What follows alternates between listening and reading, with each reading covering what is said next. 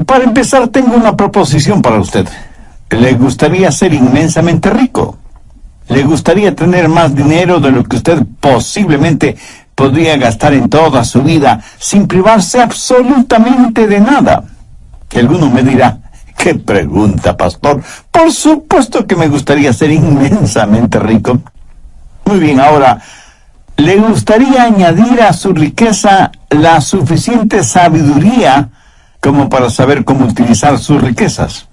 ¿Le gustaría tener visión y liderazgo para, sin que importe las crisis que se presenten, usted sepa exactamente qué, cómo y cuándo hacer lo que tiene que hacer?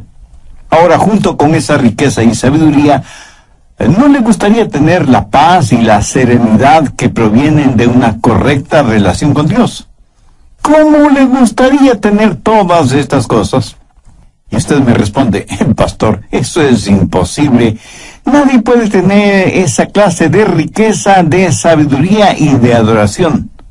Pues mire, yo le voy a mostrar el camino y juzgue usted si lo que voy a decir no es más que una falsa propaganda. ¿De acuerdo? Bien, hablemos de la riqueza. Busque Mateo 5:5. Bienaventurados los mansos, porque ellos recibirán la tierra por heredad. Eso, mi amigo, es riqueza indescriptible. ¿Y qué de la sabiduría, de la guía que uno necesita? Veamos el Salmo 25:9. Encaminará a los humildes por el juicio y enseñará a los mansos su carrera. ¿Y qué de la paz y de la serenidad que queremos tener? Veamos Mateo 11, los versos del 28 al 30. Venid a mí todos los que estáis trabajados y cargados, y yo os haré descansar. Llevad mi yugo sobre vosotros y aprended de mí, que soy manso y humilde de corazón, y hallaréis descanso para vuestras almas, porque mi yugo es fácil y ligera mi carga. ¿Cómo trabaja eso en nuestras vidas? Bien, veamos. Primero, el significado de mansedumbre.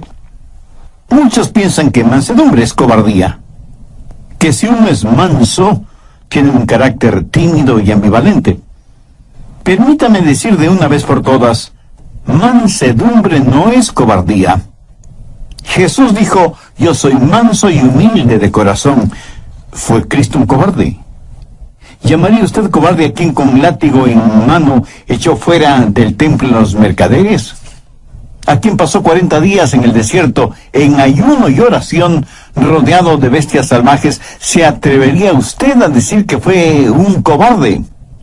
Jesús, aún sabiendo que en Jerusalén sería apresado, acusado y crucificado, sin embargo fue con determinación y firmeza hasta esta ciudad.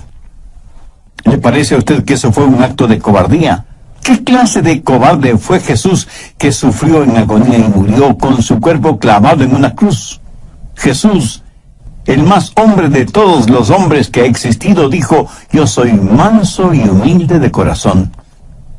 Mansedumbre ni siquiera es debilidad, aunque muchas veces así lo pensemos, cuando lo opuesto es la verdad. Para ser manso hay que tener tremenda fortaleza espiritual y emocional.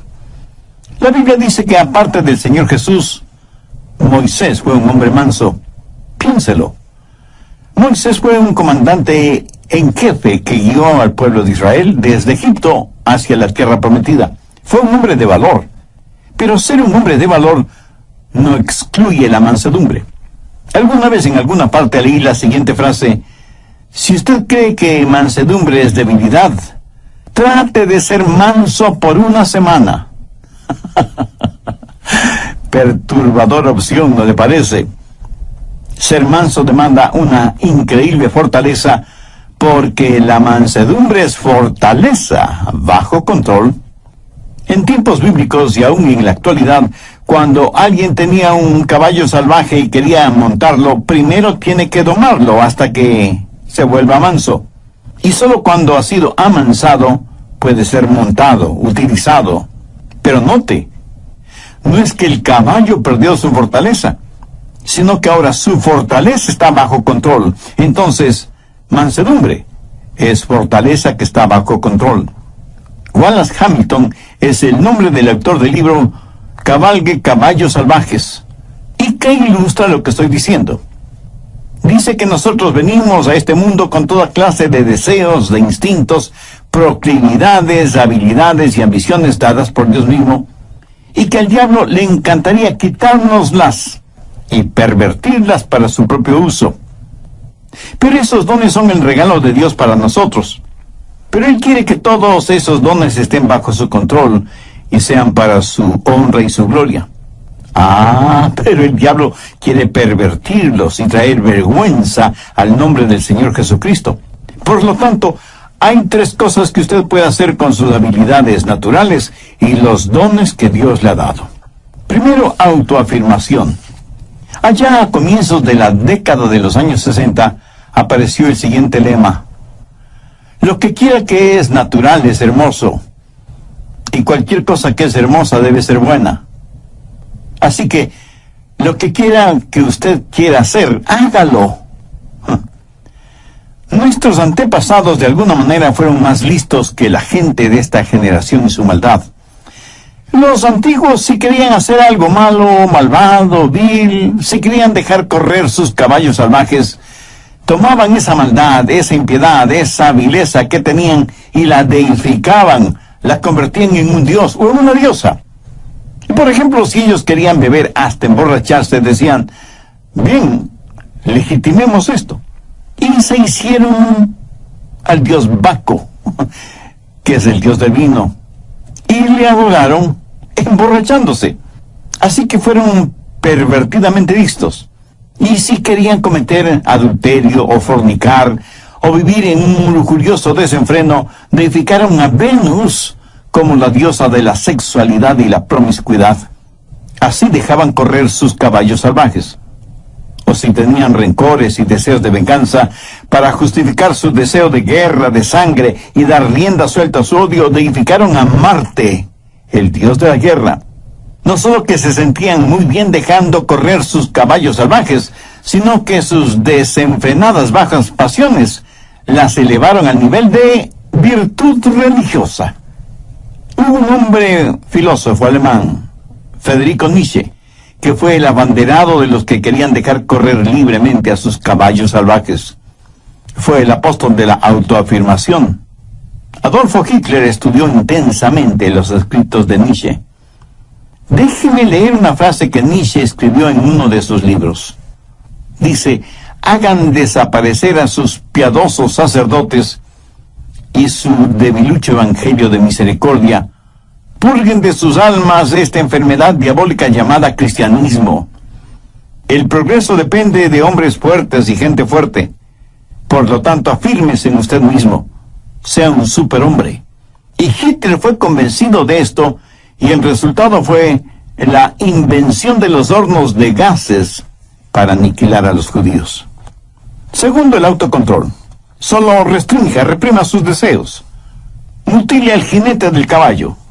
Eso, mi amigo, es una forma de budismo. Los budistas tienen esa clase de religión.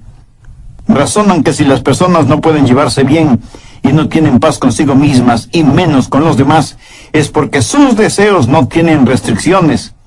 Y esto les guía a vivir una vida de frustración. Entonces el budista dice: usted tiene que llegar a un punto en donde ya no tenga esos deseos. Tiene que sublimizar todo deseo, amortiguar sus pasiones hasta alcanzar el nivel nirvana, el lugar en donde no siente ni es nada. Es como si a usted le cortaran la cabeza para eliminar el dolor de cabeza. ¿Cómo verá? Esa es una especie de religión negativa, de fe negativa. El cristianismo es una fe positiva. Dios no elimina al jinete ni mutila al caballo. Lo que hace Dios es tomar ese deseo, esa fortaleza, esa ambición, esa habilidad, todo lo que Él mismo nos ha dado, dársela al Señor Jesucristo y dejar que Jesús controle nuestra vida. Anote Romanos 6, 19. Así ahora, para santificación, presentad vuestros miembros para servir a la justicia. ¿Qué es lo que Dios quiere hacer? Dios quiere tomar sus habilidades y sus deseos y ambiciones y mutilarlos. No, de ninguna manera. Lo que Dios quiere hacer es controlarlo para su gloria. Por ejemplo, digamos que usted tiene un temperamento volátil. Dios dice que no debe perder su temperamento y que más bien debe aprender cómo usarlo. Mire lo que dice Efesios 4:26. Airaos, pero no pequéis.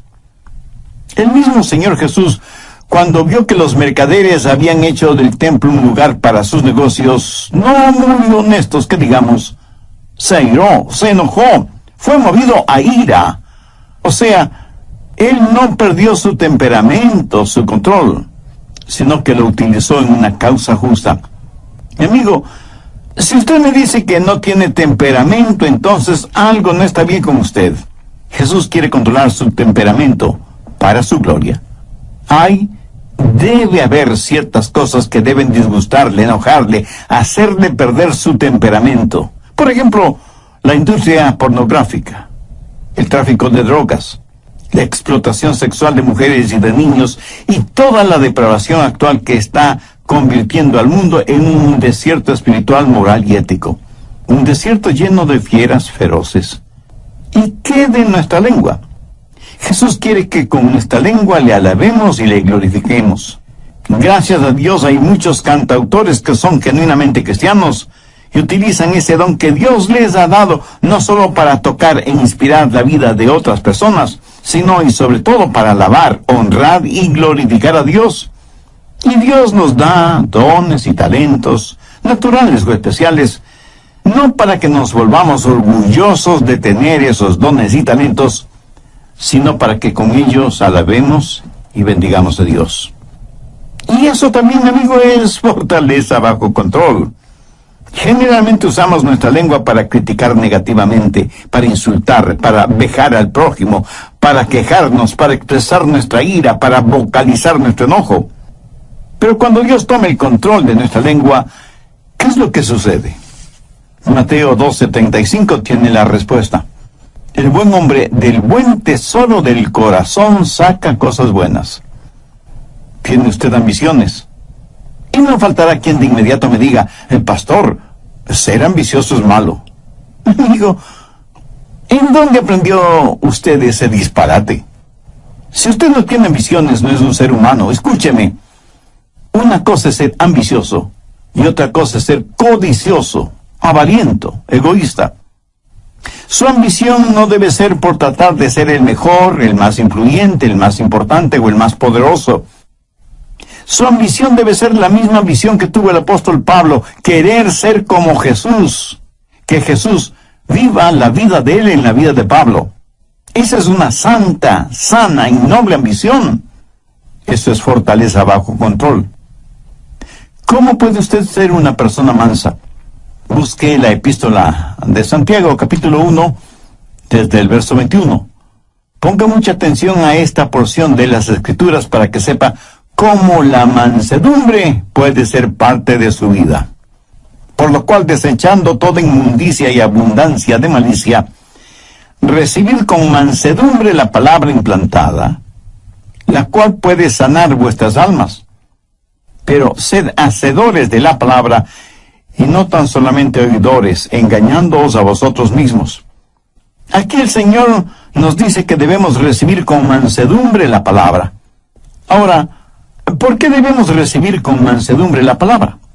Porque la mansedumbre es fortaleza bajo control. Y para ser controlado por el Señor, usted tiene que conocer su voluntad y su camino. Y para conocer la voluntad y el camino de Dios, usted tiene que conocer su palabra. Por lo tanto, tiene que recibir la palabra con mansedumbre. Escúcheme, ni usted ni yo sabemos ni la milésima parte de cómo guiar nuestra propia vida. Se explica ahora por qué, aún siendo creyente, fracasamos tantas y tantas veces. En una sala judicial a un hombre le preguntaron, ¿jura decir la verdad, toda la verdad, y nada más que la verdad, con la ayuda de Dios? Y el hombre respondió, si yo supiera la verdad, toda la verdad y nada más que la verdad, entonces sería Dios. Ingeniosa respuesta que encierra todo un mundo de teología. Necesitamos guía. Te puedo asegurar que Dios sabe lo que nosotros no sabemos. Así que si usted es una persona llena de mansedumbre, usted tiene que poner su vida en las manos de Dios para que le guíe. Si quiere que Dios le dé bienestar económico, sabiduría y adoración profunda, entonces tiene que recibir la palabra de Dios con mansedumbre, la cual, o sea, la palabra de Dios, puede salvar su alma. De acuerdo a Santiago, 3 cosas son necesarias. Primera, debe haber un espíritu de arrepentimiento. Santiago 1:21, por lo cual desechando toda inmundicia y abundancia de malicia. Ahora, ¿qué significa esto? En el griego, la palabra inmundicia significa tener el oído tapado con cera. Por lo tanto, hay que eliminar el exceso de cera en el oído. Y la aplicación espiritual es fácilmente comprensible. Pero, ¿cuál es la cera espiritual que tapa nuestros oídos? La abundancia de superficialidad. Verá, muchos de nosotros ya hemos sido salvados, pero todavía ha quedado un residuo pecaminoso en nuestras vidas. Y lo que Santiago está diciendo es, limpien sus oídos espirituales de la cera que los está tapando. Un hombre puede domar un caballo salvaje, pero Dios no hace con usted lo que el hombre hace con su caballo. Usted mismo tiene que llegar al punto cuando diga, dejo mi maldad, abandono mis inmundicias espirituales. Si usted quiere que Dios le hable, tiene que entender su palabra. Si usted quiere que la Biblia inflame su corazón y su mente, tiene que eliminar la cera espiritual que está tapando sus oídos. Y la única forma de hacer eso es por medio del arrepentimiento de sus pecados. Debe tener un espíritu de arrepentimiento. ¿Sabe qué clase de persona es la que menos entiende esto de la mansedumbre? Pues la persona que está llena de orgullo. De hecho, esa clase de persona no puede recibir nada más porque su orgullo lo llena todo, tanto su vida material como su vida espiritual. Sin embargo, la Biblia dice que debemos recibir con mansedumbre la palabra implantada, la cual puede salvar nuestras almas. ¿Y qué de usted? ¿Está haciendo la provisión adecuada para la salvación de su alma? ¿Tiene usted una relación personal con Dios por medio del Señor Jesucristo? Por favor, abra su Biblia y busque la epístola de Santiago, capítulo 1, verso 21. Recibid con mansedumbre la palabra implantada. Esta palabra recibir es una palabra interesante. Denota algo que es dado a una persona y esa persona la recibe. Usted no podrá recibir y menos entender la palabra si es que no tiene un espíritu de arrepentimiento. Sí. Usted puede saber cosas acerca de la palabra, hasta puede saber intelectualmente, académicamente la palabra, pero eso no le califica para entender la palabra de Dios. Recibir significa aceptarlo como un regalo, y cuando lo recibe, usted lo recibe como que si fuera un huésped muy especial en su vida, y le dice, pasa, seas bienvenida. Estamos encantados de tenerte en nuestra casa. Esa es la clase de bienvenida que nos gusta escuchar a nosotros, ¿verdad? Es la misma clase de bienvenida que le gusta escuchar al Señor Jesús, no solamente en relación con Él, sino con su palabra. Amigo, en su vida, ¿da usted esa clase de bienvenida a la palabra de Dios? Abre de par en par las puertas de su corazón y dice, Señor, recibo tu verdad. Hay muchos que van a las iglesias a escuchar el mensaje de la palabra.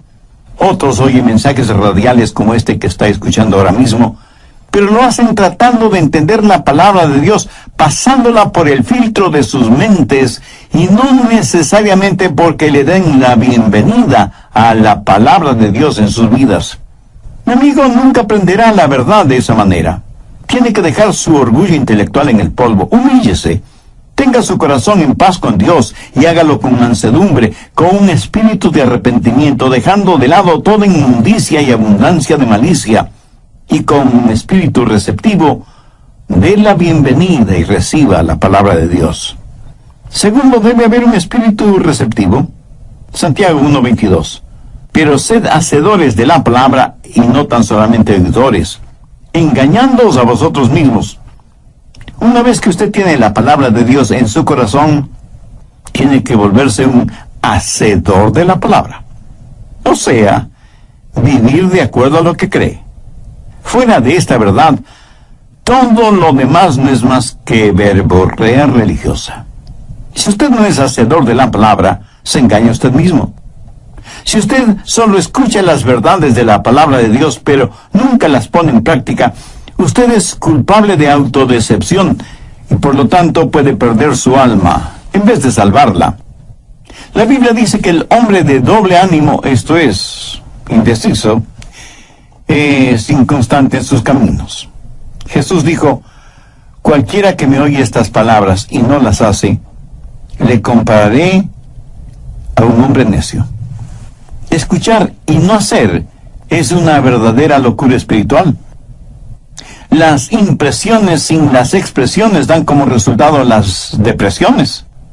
Si usted solo oye y oye y oye la palabra de Dios y no vive de acuerdo a esas verdades, tendrá un efecto negativo en su vida. Alguien dijo que educación es el proceso mediante el cual el material en los cuadernos del profesor es transferido a los cuadernos del alumno sin que haya pasado por la cabeza de ninguno de los dos. Me temo que muchas veces esa clase de conocimiento bíblico es el que tenemos. Pero las enseñanzas bíblicas no solo que deben estar en nuestra cabeza, sino que necesitan estar en nuestro corazón para que se manifiesten en nuestra vida. ¿Para qué sirve la mansedumbre? Veamos el final del verso 21 en Santiago 1, la cual puede salvar vuestras almas. Tercero, los motivos de la mansedumbre. El querer alcanzar bienestar económico, el desear ser guiado y tener visión y liderazgo en cada crisis de la vida, esa es una buena motivación. Recordemos lo que Jesús dijo en Mateo 5:5, bienaventurados los mansos, porque ellos recibirán la tierra por heredad. Y usted me dice, pastor, en la actualidad usted no consigue mucho siendo manso. En nuestro mundo uno tiene que patear, arranchar, pelear, morder, engañar. Esa es la única forma de salir adelante. Pudiera ser. Pero quiero que recuerde que el hombre perdió su herencia por falta de mansedumbre cuando se rebeló contra Dios en el jardín del Edén. La gente hoy en día no es capaz de gozar con lo que piensan que tienen por su espíritu de rebelión. Pastor, ¿qué quiere decir que recibirán la tierra por heredad? Bien, veamos 1 Corintios 3:21. Todo es vuestro. Veamos ahora 2 Corintios 6:10. Como no teniendo nada más, poseyéndolo todo. Ahora, ¿qué significa todo esto? La tierra y todo lo creado son propiedad de Dios. Nosotros pertenecemos a Dios. Por lo tanto, todo lo que Dios tiene es nuestra herencia, porque somos hijos suyos, coherederos juntamente con Cristo. Y sin embargo, nada es realmente nuestro. Nosotros solo somos administradores, mayordomos de las cosas de Dios. Y este es un arreglo admirable, porque cuando el diablo venga y le diga, si no me sirves, voy a quitarte todo lo que te los hijos de Dios, los mansos heredarán la tierra. Eso lo tenemos ahora como herencia en nuestro corazón, pero un día será realidad. Tendremos bienestar, riqueza económica. Salmo 25:9, encaminará a los humildes por el juicio. Mucha gente se pregunta, ¿por qué Dios no nos habla hoy? Están viendo y entendiendo las cosas al revés. No es que Dios no nos hable. El problema es que nosotros no estamos escuchando. No tenemos una actitud de mansedumbre para oír la voz de Dios. ¿Desea usted que Dios le guíe? Si usted se humilla con un espíritu de arrepentimiento, con un espíritu receptivo, Dios le guiará. Y usted no será como un barco en medio de una oscura y furiosa tormenta, sin brújula, sin timón, sin mástil y sin velas, empujado por las olas y los vientos de este mundo. Encaminará a los humildes por el juicio. Él le mostrará el camino y usted podrá escuchar su voz, guiándole aún en medio de la peor tormenta de su vida. Y usted tendrá no solo bienestar y riqueza y sabiduría, sino que sabrá lo que es la verdadera adoración. Mateo 11 desde el verso 28. Venid a mí todos los que estáis trabajados y cargados, y yo os haré descansar. Llevad mi yugo sobre vosotros y aprended de mí, que soy manso y humilde de corazón, y hallaréis descanso para vuestras almas, porque mi yugo es fácil y ligera mi carga. Veamos esta porción bíblica un poco más detenidamente. Jesús fue un carpintero y sabía cómo hacer yugos para los bueyes. Y no creo que Jesús jamás haya hecho un yugo que no quedó perfecto en los bueyes. Ahora, cuando un buey lleva un yugo, es porque es un buey manso. Ese buey sigue teniendo tremenda fuerza. Por eso usaban los bueyes para arar los campos. Y muchos agricultores que todavía aran a la antigua dicen que el buey más dócil tiene más fuerza que un caballo en esas labores agrícolas. El yugo en el pescuezo de los bueyes es para que ambos bueyes puedan alar el arado.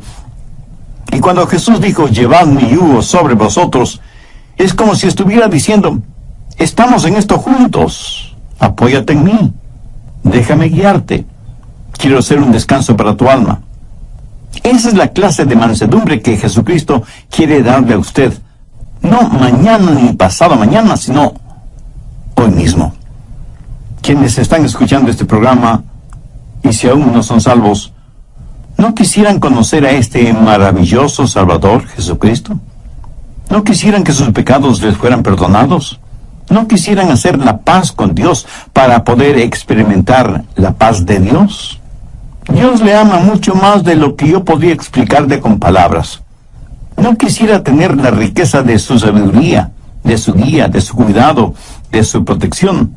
Entonces le invito a entregar su corazón a Él. Venga, Jesús. Hubo un gran evangelista llamado Henry Morehouse. Su trabajo no fue entre grandes multitudes, sino en pequeñas iglesias. Como tema base de sus mensajes, él usaba Juan 3:16, porque de tal manera amó Dios al mundo, que ha dado a su Hijo unigénito para que todo aquel que en Él cree no se pierda, mas tenga vida eterna.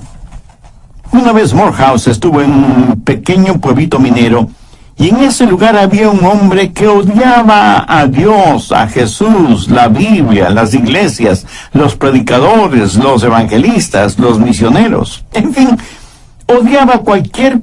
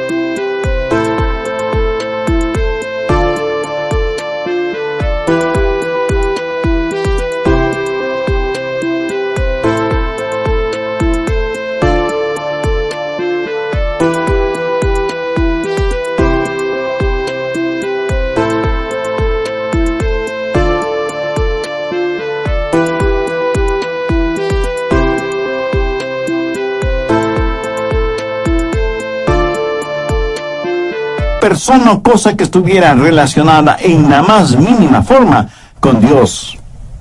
Este hombre se llamaba Mike Miller. Y este hombre le mandó un mensaje a Morehouse diciéndole que si predicaba esa noche, él iría a la iglesia, revólver en mano, para sacarle a balazos del pueblo. Los creyentes, asustados, se acercaron donde Morehouse y le dijeron que sería conveniente suspender la reunión de esa noche. Morehouse les dijo, no, he orado sobre este asunto y estoy convencido que Dios quiere que predique esta noche. Y yo confío totalmente en Dios. Tendremos la reunión esta noche, tal y como está programada. Esa noche sírvete un trago. Pero Mike Miller siguió caminando como si no les hubiera oído.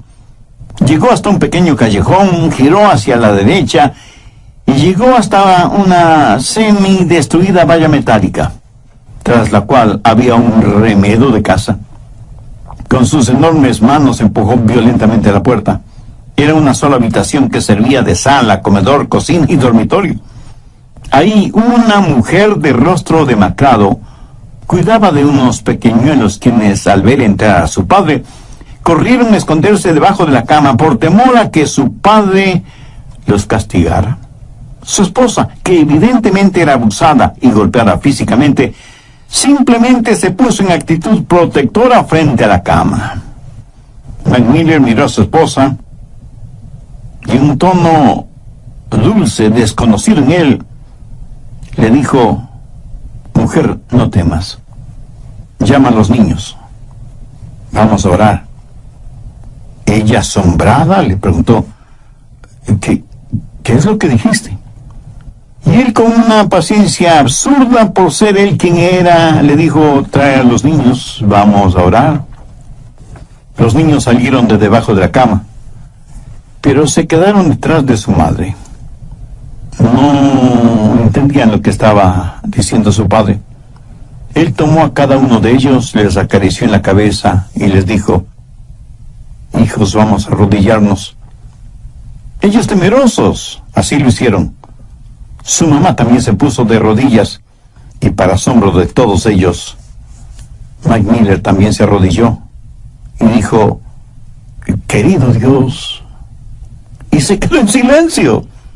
No sabía cómo orar. Sabía maldecir y decir palabras obscenas, pero no sabía cómo orar. De pronto, como en un relámpago, se acordó de las oraciones que su madre le enseñó cuando él era un niño, y entonces dijo: «Generoso Jesús, manso y humilde, mírame como si fuera un niño. Perdona mi simpleza y permíteme acercarme a ti».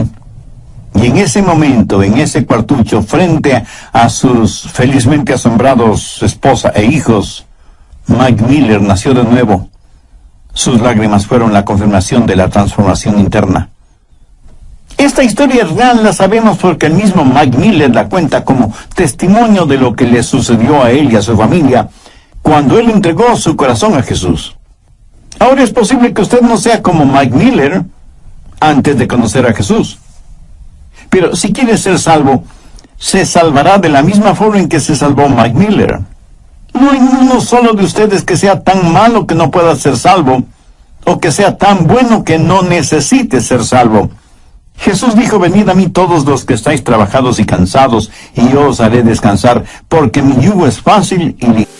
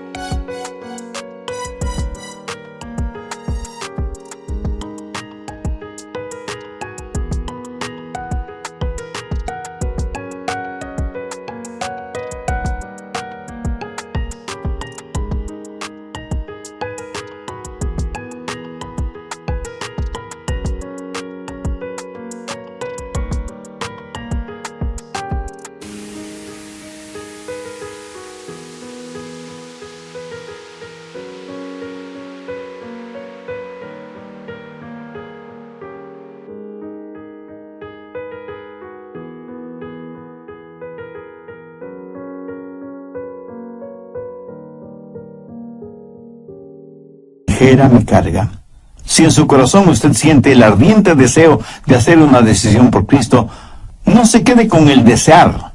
Pase de inmediato al actuar. Humíllese delante de Dios, arrepiéntase de sus pecados, pídale a Dios su gracia y misericordia. Reconozca el sacrificio que Jesús hizo en la cruz del Calvario al morir por usted, para pagar el precio de la deuda de sus pecados. E invítele a que venga a morar en su corazón como su Salvador y Señor. Y pídale que le ayude a ser la clase de persona que Él quiere que usted sea. Permita que Dios le use como un instrumento útil y de bendición en la vida de los demás. Y dele gracias a Dios